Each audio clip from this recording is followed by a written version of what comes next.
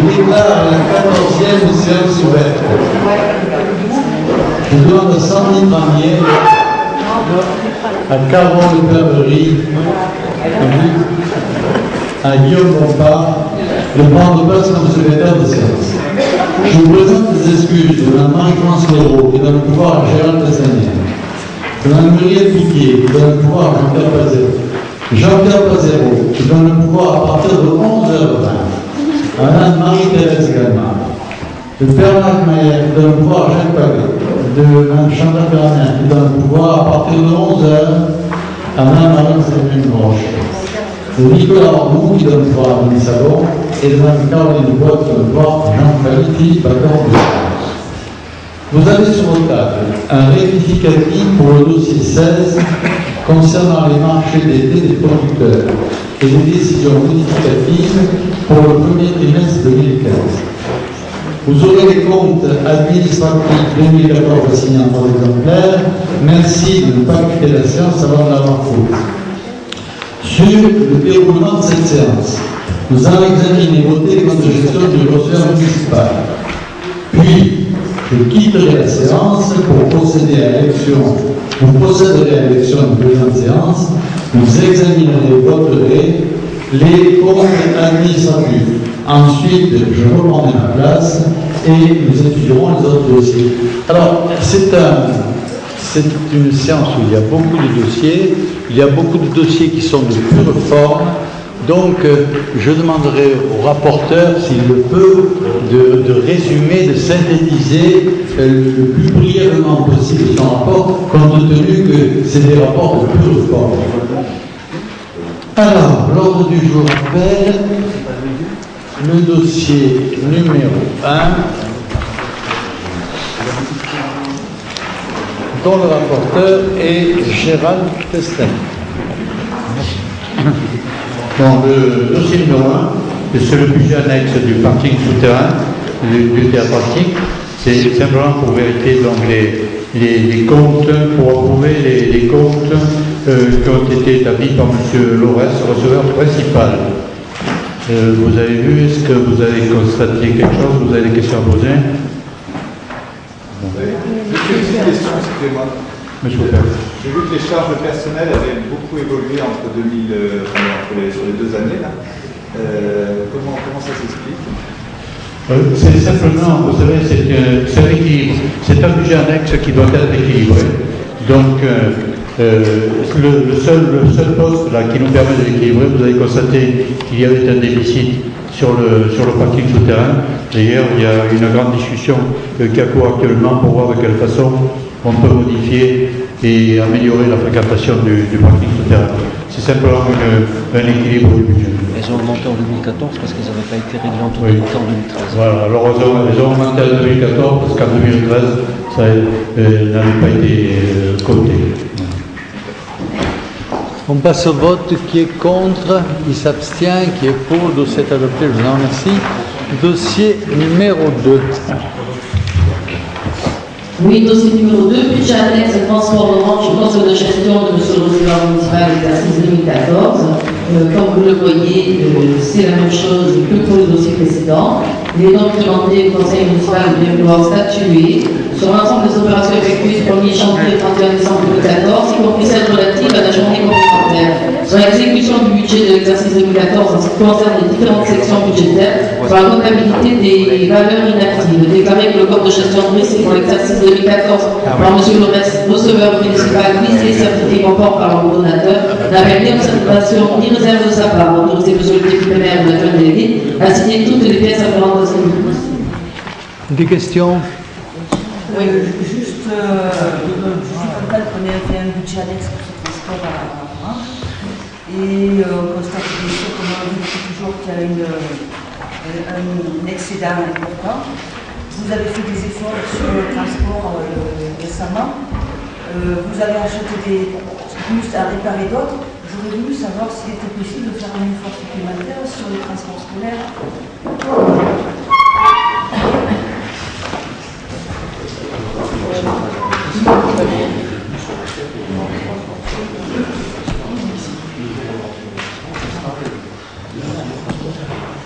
Oui, donc de toute façon, on vous a présenté déjà le budget prévisionnel. Vous avez pu voir que nous achetons un cadre, ce qui est prévu, c'est d'en acheter un par année, donc on ne peut pas investir plus que ça. Vous avez vu le montant du coût d'un cadre. Et ensuite, nous réparons, comme vous l'avez dit, 4 cadres cette année. Il est pas dit qu'on ne continue pas sur cette lancée, d'autant plus qu'il y a des imprévus en plus, il y a des photos, et l'année prochaine, il y aura également des hauteurs en plus. Donc je crois que l'effort est quand même important, et nous verrons en fin d'année ce qui nous restera et comment nous allons pouvoir continuer. Madame Annie? Oui, je prends acte des décisions qui sont prises pour effectivement commencer à rénover le parc automobile des transports urbains. Ce qui pose problème, par contre, dans ce que vous dites, on ne peut pas faire un effort au-delà de ce qui est fait en 2015, c'est que depuis 20 ans, en permanence, vous avez détourné les recettes liées à la taxe de transport, vous les avez détournées pour les réintroduire dans le budget global de la ville, pour construire des ronds-points, pour faire du béton, mais pour faire tout, sauf améliorer le réseau des bus, sauf pratiquer des politiques tarifaires incitatives pour les usagers. Et donc, de ce point de vue, il y a un retard incontestable à rattraper. Donc, on prend acte que vous achetez un bus, mais très honnêtement, on va y revenir tout à l'heure quand on va voir de quel l'âge des bus urbains dans cette ville. Vous n'êtes même pas en capacité de pouvoir avoir une cotation Argus, puisque vous avez dépassé largement les 12 ans de cotation. Donc il y a quand même un problème au niveau de la gestion des bus urbains dans cette ville. Donc, comme vous le vous avez remarqué, effectivement, il n'y a pas de budget de transport, il y en a un, on peut s'en féliciter. Ensuite, ensuite, vous dire que l'excédent, comme vous dites, servait à la voirie, et heureusement, parce que les cartes détériorent effectivement toute la voirie. Heureusement que nous avons fait du béton pour restaurer nos. Je vous remercie, on peut passer au vote, monsieur le le terme de détournement est tout simplement de la diffamation, vous avez l'habitude de le pratiquer, parce que jusqu'à maintenant, c'était parfaitement légal d'utiliser une partie de cette taxe pour les voiries. La loi a changé, le changement est imbécile, je le dis, mais bien sûr, on l'applique. On passe au vote. Qui est contre? Qui s'abstient? Une abstention. Chaque pavé. Budget annexe des corps primaires, compte de gestion du service de municipal, l'exercice 2014. Le receveur municipal a effectué au montant de chacun des sommes qui sont mises en exercice 2016, une étude de recettes et une étude de mandat pour dépenses relancées, qu'elle a procédé à toutes les opérations d'ordre qui ont été possibles de passer dans des études, considérant que le compte de l'unité des demandes du conseil municipal pour évaluer ce montant des opérations effectuées dans les services récents sur les exécutions de budget de l'exercice 2014 sur la totalité de la nomination. Déclarer que les sommes de gestion de ces parmi 2014 parmi ceux au reste de la municipale visés, certifiés, conformes au rappel, ni observation, ni réserve de sa part. Autorisé M. le maire, le souci du conseil municipal a signé les justifications. Y a-t-il des questions? Pas de questions, on passe au vote. Qui est contre, qui s'abstient, qui est pour, de cet adopté, je vous en remercie. Dossier numéro 4. Pour le fonctionnaire municipal, c'est exactement pareil. On passe au vote. Est-ce qu'il y a des questions? On passe au vote. Même vote? Même vote. Dossier numéro 5, Xavier Marco.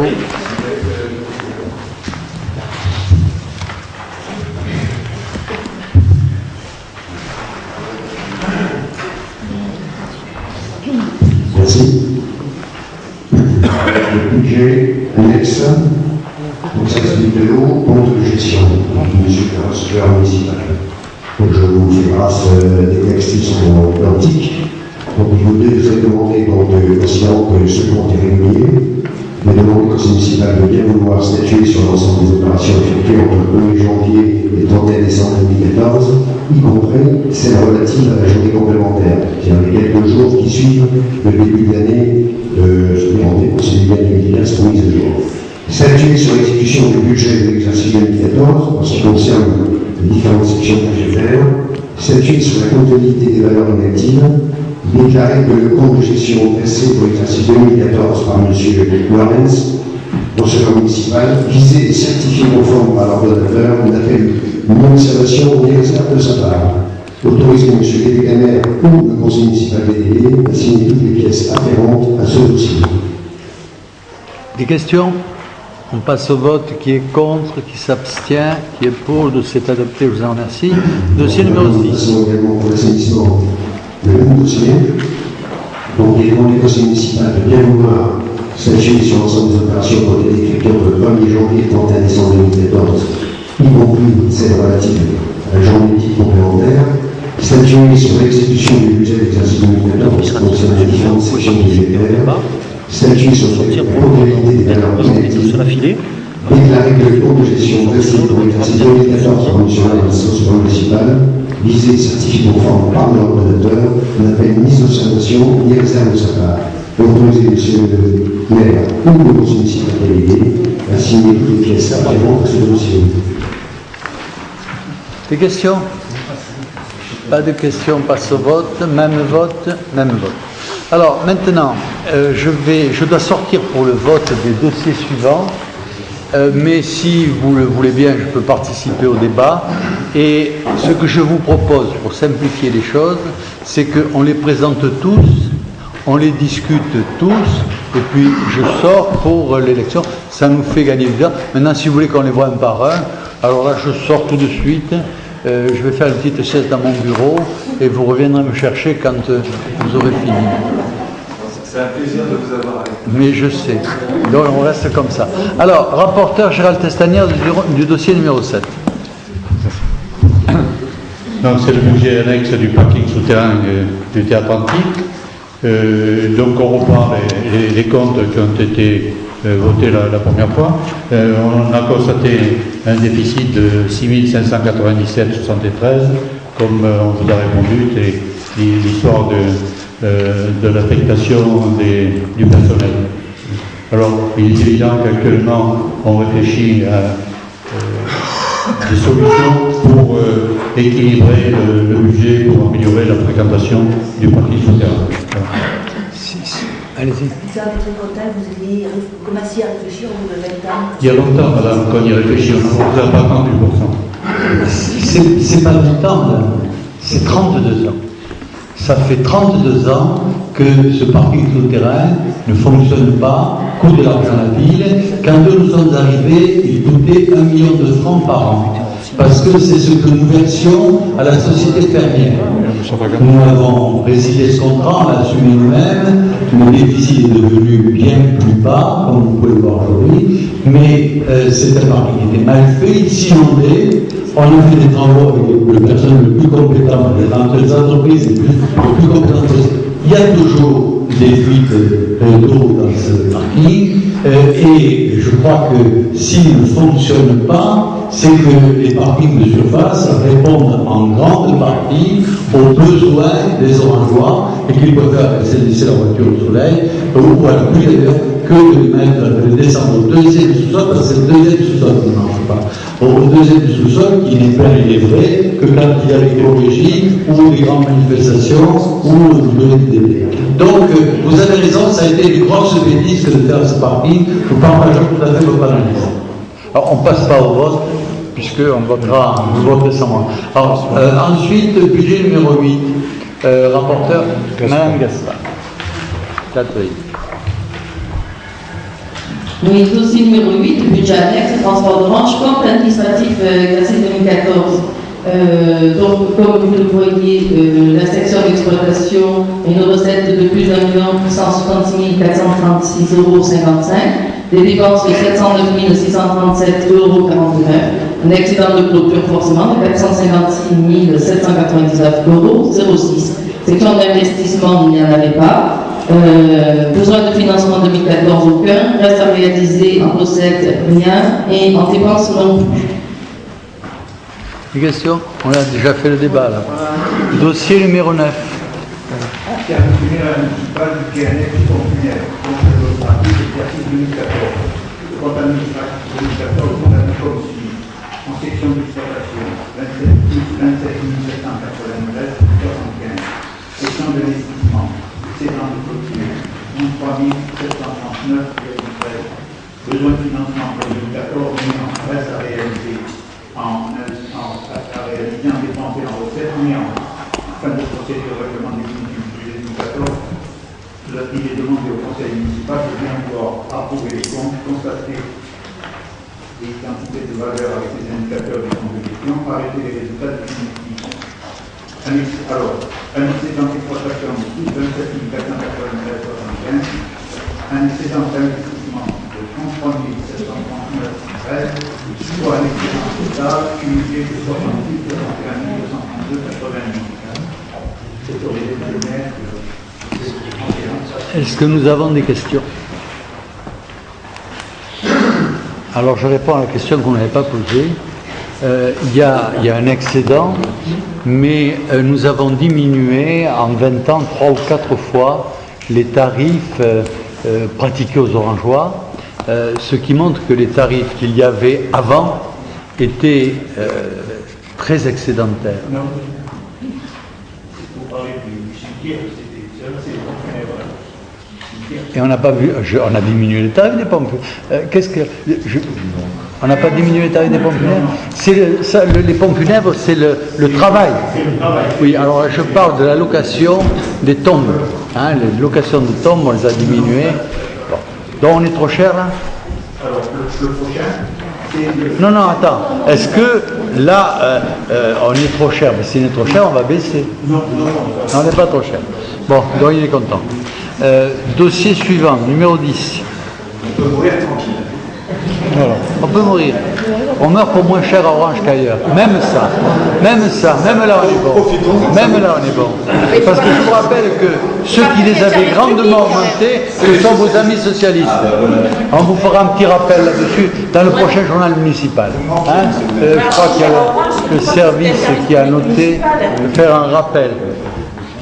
Alors, sur le dossier numéro 10, qu'est-ce qu'il y a à dire? Le diagnostic du crématorium, le compte administratif 2014, exploitation plus 42 111,24, section d'investissement, excédent à la structure 101 793,26, besoin de financement 2014 néant, reste à réaliser en recette en dépenses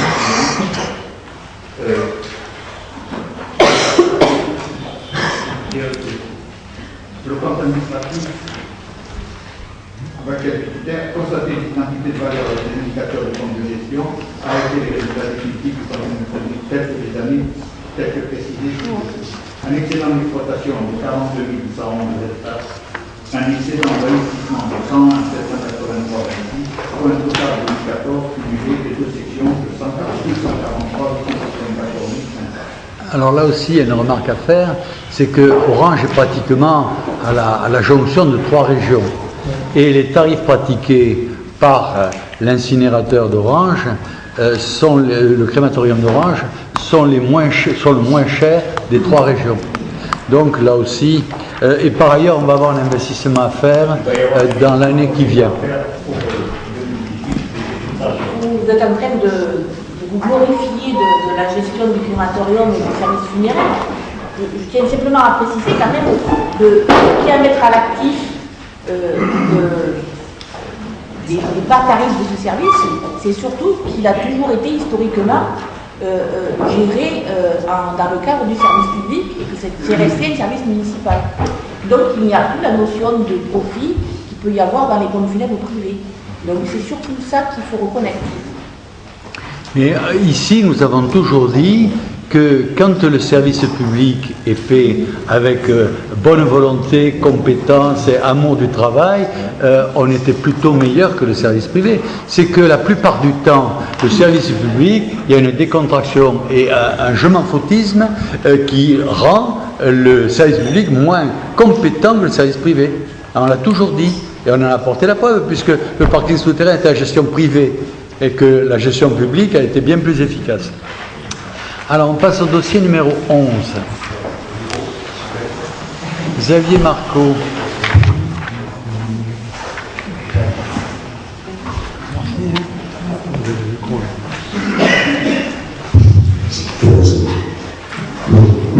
Nous passons au compte administratif 2014 pour un budget annexe de l'eau, progression du compte de cet exercice.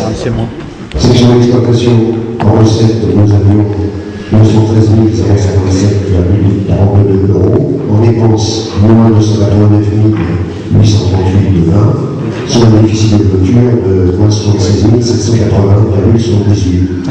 En section d'investissement, nous avions 468 970,23 euros. Et en dépenses, moins 404 801,29 euros. L'excédent de clôture est donc de plus 64 168,94 euros. Donc les besoins de financement pour 2014 sont rien.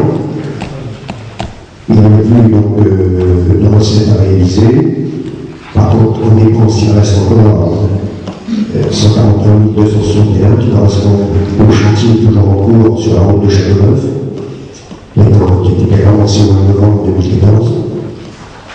Afin de procéder au règlement définitif de ce budget 2014 et lors de la présence de dossier, on a dit qu'on passait outre, nous demandons que celui-ci va bien pouvoir approuver le compte administratif, le paquet budgétaire que vous avez tous sur l'index, constater les identités de la valeur avec les indicateurs du compte de gestion et arrêter les résultats définitifs du compte administratif 2014 tel que résumé ci-dessous.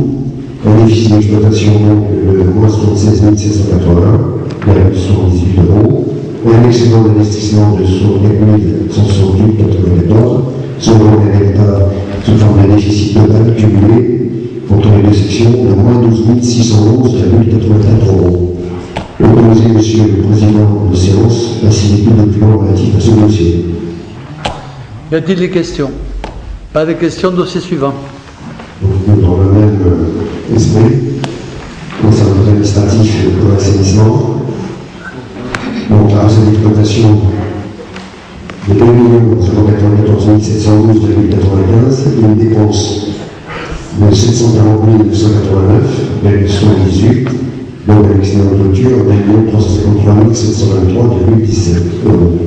Dans la section d'investissement, nous avons une recette de 2 775 213,48, une dépense de 1 343 931,76 euros, et donc un excédent de clôture de 1 431 280,12 euros. Pas besoin de financement en 2014, il nous reste donc en recette bien entendu, par contre en dépenses, il nous reste encore 150 000 dans le cadre du même chantier qui est en cours, qui se termine d'ailleurs, ce qui nous réserve encore sur la route de Châteauneuf. Afin de procéder au règlement définitif de ce budget, et lors de la présente, nous avons demandé que celui-ci vienne nous approuver le compte administratif et sa maquette en annexe, constater les identités des valeurs des indicateurs du compte de gestion, arrêter donc le résultat définitif du compte administratif 2014, que je résumé ci-dessous, un excédent de 1 353 723,17 euros, un excédent d'investissement de 1 441 281,30 centimes d'euros, soit un excédent total de 2014 cumulé entre les deux sections, de plus 2 785 004,89 euros. Autorisé, Monsieur le Président de séance, à signer tous les documents relatifs à ce dossier. Des questions? Pas de questions. Alors, on va élire le président de séance. Je vous propose le deuxième adjoint, puisque le premier est absent. Qui est contre? Qui s'abstient? Il est élu à l'unanimité. Je lui laisse la présidence. On va récupérer le micro. Merci. Donc, le dossier numéro 13. Une délibération de principe relative à l'alignation de gré à gré. D'abord, qu'est-ce qu'on fait? Ah, d'accord. C'est pour ça que tu as donné la présidence. C'est gentil, merci. Merci. Bon. Donc nous allons procéder au vote des comptes administratifs. Qui est contre? Qui s'abstient? Vous ne savez pas pourquoi vous avez été élu président, monsieur le stagiaire? Mais heureusement que vous êtes là pour me le rappeler, madame. Sinon, ça aurait été une catastrophe. Je crois que je n'en aurais pas dormi la nuit. Merci. Vous touchez quand même une indemnité conséquente pour assumer vos responsabilités.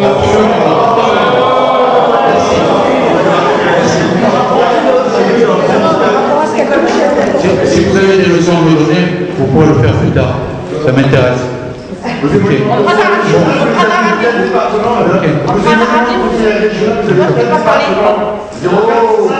Oui, bon, c'est pas la peine de s'étendre là-dessus. D'accord. Donc, nous votons donc les comptes administratifs. Nous les votons en bloc, je suppose. Vous êtes d'accord? Bon, qui est contre? Qui s'abstient? Donc, c'est voté à l'unanimité. Merci, c'est pas la peine de faire plein d'histoire pour ça. Ok. Mais madame, vous êtes taquinée. Bon, on attend monsieur le maire.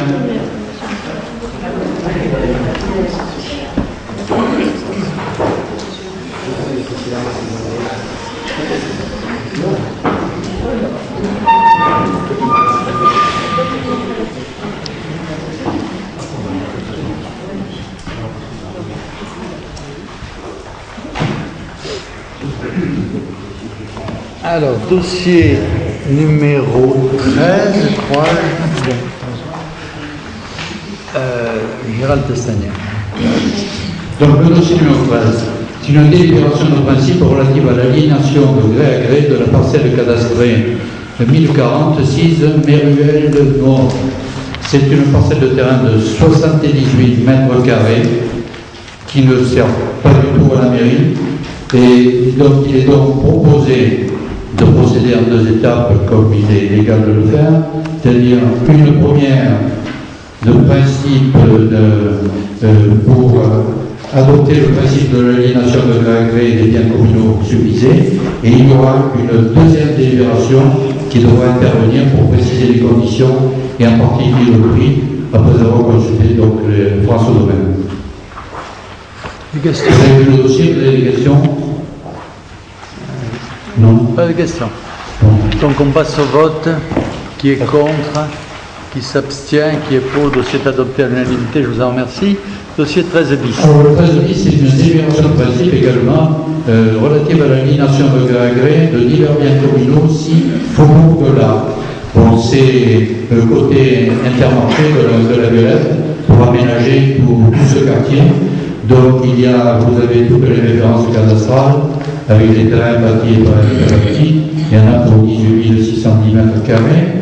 Donc, première chose, décider de consulter France Domaine pour décider pour avoir une valeur. Et la deuxième fois, pour préciser les conditions, en particulier, après l'estimation du service des domaines, d'autoriser la vente. Est-ce que vous avez des questions? Oui, j'ai quelques questions ou commentaires à faire. Le projet du Faubourg de l'Arc est un projet très ancien qui permettrait effectivement de rééquilibrer un peu les zones commerciales entre le nord et le sud d'Orange. Mais dans le projet initial, il était prévu de déplacer l'Intermarché. Donc je constate qu'il y a eu des travaux de rénovation importants à l'Intermarché qui ont été réalisés. Donc je suppose que le projet de déplacement est suspendu, mais peut-être que vous m'apporterez des précisions. Je voulais vous poser des questions également aussi sur quel Intermarché, dans quel délai ce projet va être réalisé. En plus, vous avez inscrit des projets de voirie au PLU. Ce sont des projets quand même importants. Il y a le rond-point Croix-Rouge. Donc, je suppose qu'il est lié à la réalisation du projet du Faubourg de l'Arc. En même temps, vous avez les Restos du Cœur qui sont à l'emplacement du rond-point. Donc, est-ce que vous avez envisagé de pouvoir créer les conditions de les reloger? Également aussi, la voie de desserte qui est prévue entre l'avenue Jean Moulin et le carrefour Croix-Rouge, Dans quel délai va se réaliser cette voie? Puisque bon, c'est une façon de poursuivre la déviation qu'on pourrait qualifier de communale, en l'absence de vrais projets de déviation. Donc en fait, voilà, c'est un projet intéressant, mais comme il est très ancien et que c'est juste aujourd'hui qu'on nous propose une délibération visant à l'aliénation des biens communaux, je me demande dans quel délai le projet va être réalisé. Parce que jusqu'à maintenant, le projet existait avant que de nombreux commerces ferment. Aujourd'hui, il n'y a plus que le vendeur de voitures, la Toyota. Honda, excusez-moi. Honda, Intermarché, Bricomarché. Tous les autres commerces, que ce soit le restaurant, le Nieto, tout ça, tout a disparu.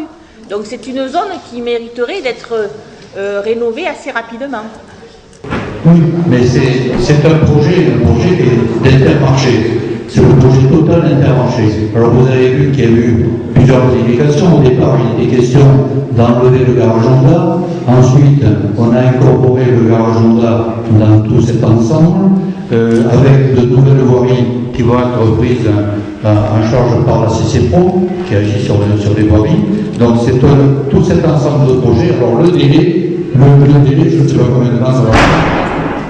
Pardon? Voilà, oui.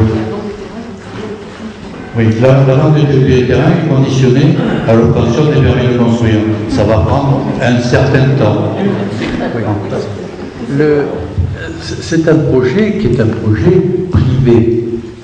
Ce n'est pas un projet municipal, puisque c'est les privés qui se développent, qui refont une zone qui a vieilli, qui n'est plus ad hoc, qui ne correspond plus aux besoins.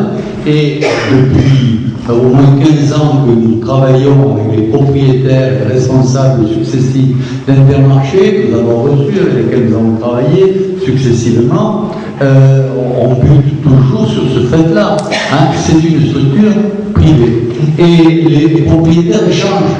Donc effectivement, les projets initiaux sont devenus caducs et c'est un projet qui évolue au gré des propriétaires fluctuants. Alors, il n'en demeure pas moins que pour nous, qui sommes impliqués à travers les voiries, parce que les voiries sont municipales, pour nous c'est un dossier important, parce que cette zone d'Intermarché, je le disais tout à l'heure, c'est une zone qui est périmée, qui est à une entrée de ville, qui ne donne pas l'image que nous attendons de l'entrée de ville d'Orange, et donc nous y sommes favorables. On a poussé autant que faire se peut le dossier, on a fait des préemptions alors qu'à priori ce n'est pas à nous de faire, on les revendra, mais la vitesse de réalisation, elle n'est pas entre nos mains, elle est entre les mains des propriétaires des entreprises. Alors on ne sait pas exactement quelles entreprises y seront, on ne le sait pas exactement, parce que c'est ceux qui vont réaliser le dossier, qui vont chercher des enseignes, qui vont s'entendre avec les enseignes. Les voiries que nous ferons, c'est les voiries internes à ce dossier qui nous seront cédées. C'est d'ailleurs pourquoi je crois qu'un certain nombre de sessions sont prévues. Par contre, les voiries qui sont prévues sont là, vous les avez sur le plan. Donc, s'il y a des voiries qui vous interrogent ou vous souhaitez poser des questions qui ne sont pas là, elles ne sont pas prévues dans ce dossier, elles peuvent être prévues dans un autre, mais pas dans celui-là. Voilà, on passe au vote. Qui est contre? Qui s'abstient? Qui est pour? Le dossier est adopté. Je vous remercie. Dossier numéro 13 terre. Monsieur, moi aussi. Oui, le dossier numéro 13 terre, c'est l'acquisition du lot numéro 6 de la copropriété cadastrée section 95, 6127 rue du Pont-Neuf, appartenant à monsieur et madame Bougnas-René. Dans rue du Pont-Neuf, vous avez vu, il y avait pas mal d'immeubles un peu insalubres, avec des petits logements. Là, par exemple, un studio de 13 mètres carrés. Et donc, nous profitons de ces ventes pour récupérer, pour essayer de faire une opération plus sympathique, de mettre des logements habitables, alors qu'actuellement c'est dans un état lamentable. Donc le prix de vente de ce bien est fixé à 13 160 €, en valeur occupée par un locataire, conformément à l'avis des domaines. Il est donc demandé de décider d'acquérir le numéro 6 de sa copropriété, de dire que, conformément au Code général des impôts, la dite transaction est exemptée du droit de mutation et autoriser M. le député maire ou son adjoint habilité à signer toute pièce inhérente à ce dossier. Est-ce que vous avez des questions sur le... Oui. Rapidement, réduire l'habitat indigne en centre-ville, c'est une très bonne idée, je suis ravi que vous l'ayez eu. Après, la question, c'est qu'est-ce que vont devenir ces logements une fois qu'ils seront réhabilités? Est-ce que vous allez en faire du logement social? Est-ce que vous allez en faire des logements pour votre personnel? Est-ce que ça va être du logement traditionnel? Parce que ça, c'était pas précisé pour le coup.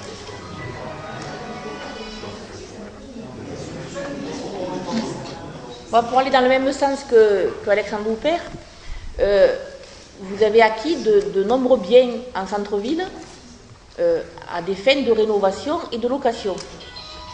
Nous avons eu la preuve à plusieurs reprises que des bâtiments rénovés et prêts à la location n'étaient pas loués.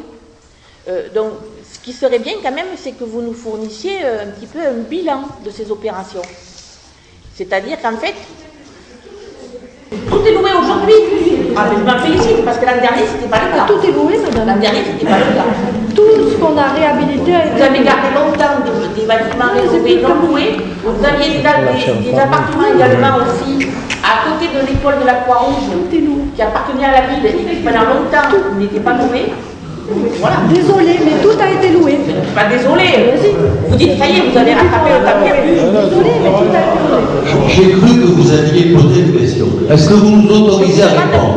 Vous nous autorisez à répondre? Vous êtes très aimable, je vous en remercie.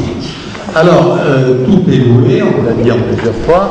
En ce qui concerne le dossier sur lequel on est interrogé, nous sommes déjà propriétaires, je crois, du 99, du 98, du 97, du 96. Donc il va y avoir une remise en forme de l'ensemble, mais qui ne sera pas forcément fait par la ville, qui sera peut-être fait par le privé. Nous ne sommes pas hostiles à ce que d'autres que nous travaillent. Il y a un plan de rénovation qui est ample, un service y travaille tous les jours et les résultats sont probants. On passe au vote, qui est contre, qui s'abstient, qui est pour, c'est adopté, je vous en remercie. Dossier numéro 14. Le dossier numéro 14, le budget annexe du parking souterrain, c'est l'affectation des résultats. C'est-à-dire ce qu'on a constaté tout à l'heure, le déficit pour l'année, et on le récupère sur l'ensemble, c'est-à-dire que les comptes jusque-là étaient bénéficiaires dans un ensemble de 46 000 €. Après l'affectation des résultats, on a un positif de 39 868 € 77. Des questions? Pas de questions, on passe au vote, qui est contre, qui s'abstient, qui est pour, de cet adopté, je vous en remercie. Dossier suivant. C'est toujours ça. Bon, le dossier suivant, c'est la dénomination de l'avenue Élie Denois de Saint-Marc, qui fait la liaison entre la route nationale au niveau du rond-point du Premier Rec jusqu'à la route de Châteauneuf-du-Pape. Donc la prolongation a été ouverte maintenant, et donc il est proposé de mettre le même nom sur l'ensemble de l'avenue. Il est donc demandé de dénommer la voie de liaison aménagée de la rue des Chênes Verts à la route de Châteauneuf, la dénommée avenue Élie Denois de Saint-Marc.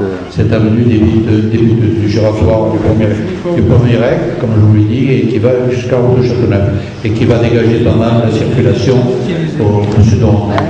Vous avez des questions? Non, je n'ai pas une question, je vais juste expliquer mon vote en fait. Je ne voterai pas cette délibération. L'an dernier, je ne l'avais pas voté parce qu'en fait, vous avez fait le choix d'Élie Denois de Saint-Marc non pas parce qu'il est un résistant déporté, mais parce qu'il était un partisan de l'Algérie française et qu'il a participé au putsch des généraux en avril 61 à Alger. C'est la principale raison qui vous a poussé à choisir cette dénomination. Donc en conséquence, je ne voterai pas cette délibération. Ok, voilà. Non, je réponds pas. Non.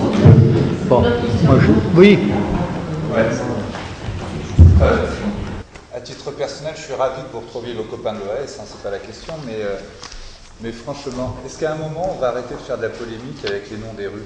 Est-ce qu'à un moment, on peut se dire, on donne la dénomination des rues, pas uniquement pour la gloriole personnelle du maire, pas uniquement pour qu'il passe à la télé, c'est ce qui est arrivé à Robert Ménard avec le même nom. Je vous souhaite la même réussite, hein, si c'est votre objectif, mais est-ce qu'à un moment, on peut se dire, il y a d'autres sujets de fierté dans la ville que de nommer des gens qui ont un passé à la fois résistant et un passé putschiste? Je ne suis pas en train de refaire l'histoire ou en train de la réinventer, on s'en moque, on n'est pas là pour ça. Je dis juste, il y a peut-être des sujets un tout petit peu plus sympathiques et plus intéressants que la dénomination Élise Sainte-Croix. Voilà. Et donc pareil, on ne la notera pas. Donc, dernièrement, en commission, nous avons accepté qu'il y ait des stops sur cette avenue Élie de Noix de Saint-Marc au niveau de la rue des Chênes Verts. Par contre, au niveau de la rue Yvonne Perta, quand elle a été ouverte, j'ai découvert qu'il y a un beau rond-point. Alors je pose la question, pourquoi vous n'avez pas fait un rond-point au niveau de la rue des Chênes Verts avec le croisement de la rue Élie de Noix de Saint-Marc, s'il vous plaît? Parce que l'étude a été faite de cette façon, avec des ronds-points, on ne peut pas en mettre à tous les croisements, des ronds-points. Les ronds-points, d'une part, ça coûte très cher, ça ne résout pas tous les problèmes.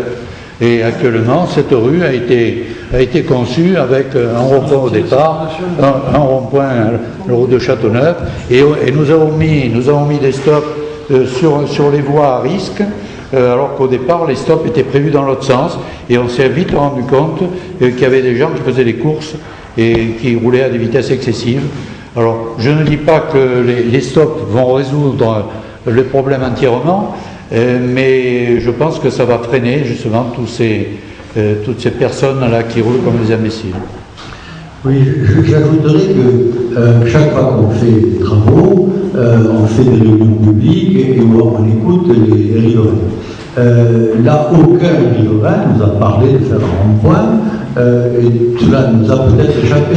Mais je dois vous dire que il m'arrive rarement, parce que je suis rarement en vacances, de voyager, et quand je voyage, je trouve quelquefois dans certaines villes une succession de ronds-points qui m'interpellent, parce que c'est du gaspillage de l'argent public et c'est regrettable. De la même manière que quand on voit des gendarmes couchés partout, c'est là aussi du gaspillage de l'argent public et c'est en plus de la persécution pour tous les gens qui souffrent et qui sont secoués chaque fois qu'ils passent. Donc, il n'y a pas de rond-point à cet endroit-là, et je ne pense pas que c'est demain qu'il s'en fera. C'est vrai que c'est une voirie structurante, mais c'est une voirie structurante parmi bien d'autres. Ce n'est pas la seule voie de circulation, c'est une voie supplémentaire. Ça ne veut pas dire qu'il n'y aura pas des véhicules, mais les véhicules vont se partager entre toutes les voiries structurantes. Ça étant donné sur les noms. Sur les noms, toutes les municipalités ont la responsabilité de donner des noms aux rues. Et bien souvent, ces noms sont hautement symboliques. Je crois que l'histoire de l'Algérie, c'est une histoire qui effectivement est douloureuse, et c'est une histoire qui, hélas, n'est pas terminée. Parce que, de mémoire, peut-être que M. Maton-Espagne me corrigera, mais je ne suis pas une attaque. De mémoire, le général de Gaulle avait dit qu'il ne voulait pas faire l'Algérie française parce que sinon la France serait algérienne. Je laisse ses propos à son auteur célèbre, mais aujourd'hui, c'est vrai que nous constatons qu'il y a population de remplacement de la population autochtone qui se développe, qui est extrêmement remarquable quand même, puisque les gens ne viennent plus chercher du travail en France, ils viennent chercher de la redistribution sociale. Et on en a une image extrêmement parlante, puisque aujourd'hui nous accueillons en France des Maghrébins qui viennent d'Espagne, qui parlent l'espagnol, mais qui ne parlent pas le français, des Maghrébins qui viennent d'Italie, qui parlent l'italien, qui ne parlent pas le français, et qui ajoutent leur chômage au nôtre et le trou de la France, ils y participent bien volontiers. J'ajoute très clairement que ce n'est pas eux que je condamne. Je dis très clairement, ce n'est pas eux que je condamne. Ils ont bien raison de profiter de la folie des élus français, des élus députés, des sénateurs et des Européens, des élus européens. Ils ont bien raison d'en profiter. Quand quelqu'un profite de la loi, on ne peut pas le lui reprocher. Par contre, on peut reprocher à ceux qui ont fait la loi d'avoir fait des lois imbéciles. Et ça, c'est non seulement des lois imbéciles que nous avons fait, mais des lois suicidaires. Donc, quand on voit ça, on peut penser quand même que ceux qui ont mené un combat pour le pays, qui se sont battus pour ce que l'histoire disait, et l'histoire disait qu'il y avait 3 départements français en Algérie, et la Constitution française interdit d'ailleurs toujours l'abandon d'un territoire français.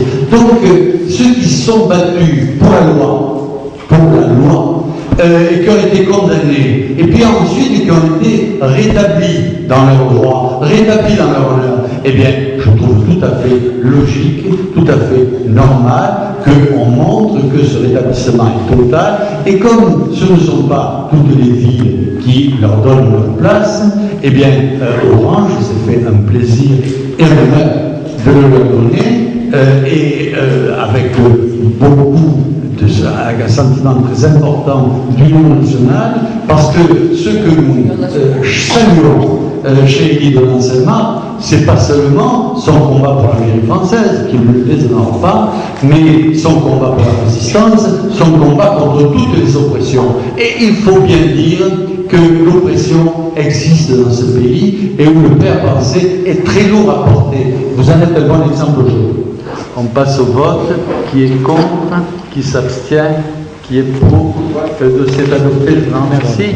Dossier numéro 16.